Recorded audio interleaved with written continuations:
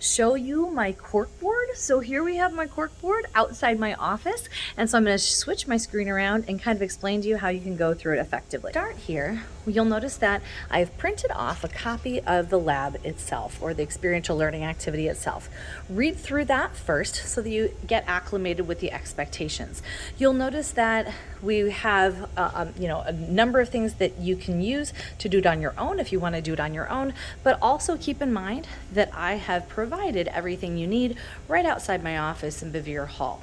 So with regard to the ELA, or the experiential learning activity, if you turn to again, page 1, page 2, and then if you get to page 3, you'll notice that there are some observations that you have to make on a table. Because this is a science class, it's expected that we know how to fill in as well as interpret a table. Because it's also a science class, we want you to understand that we have things called controls. Here we have our control of marshmallows and that is going to be, if you look on page 2, that's what we call our medium water activity food stuff.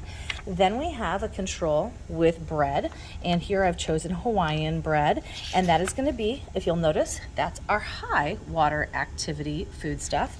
And then we also have a control with crackers. I chose multicolored goldfish crackers, and those are going to be our low water activity food stuff.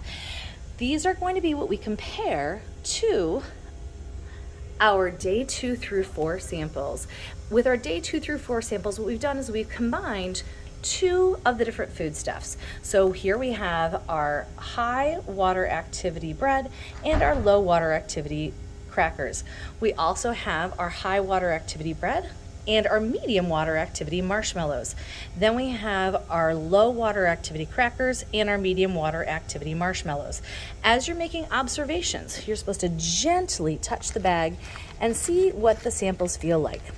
Don't crunch them, don't destroy them, because other people need to come and see them.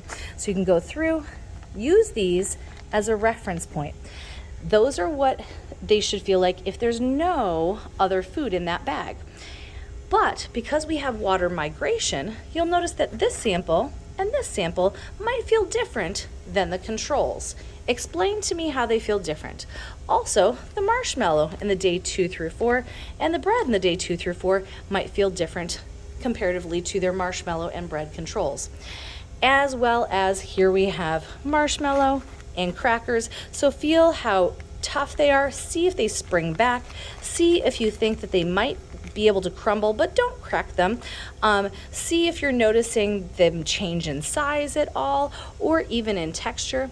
As we get to our day 5 through 7 samples, you'll notice that we have even more changes in those particular samples. So you can compare those again to the control. What does the bread in the day 5 through 7 feel like when it's housed in a bag with a low water activity cracker? What does the bread feel like in comparison to the control when it is housed with a medium water activity marshmallow? What does the marshmallow feel like in comparison to the control marshmallow when that marshmallow is housed with a high water activity bread? And then also, how does this marshmallow feel in comparison to the control when this marshmallow is housed with a low water activity cracker? And how do the crackers change in these scenarios as well? So I've kind of seen where these samples can be found and how you're supposed to gently feel them. What I want you to do, how you're going to fill out this table with several sensory and descriptive terms. If you're having a hard time coming up with sensory and descriptive terms, make sure that you look online, you visit us in the virtual tutoring center, and we also have additional questions. For example, you need to have a picture of your bags with your student ID. So make sure you bring your student ID if you're going to look at these samples outside the classroom, and make sure you're able to answer all of these questions in full before you leave. Therefore, we have set up the experiment for you.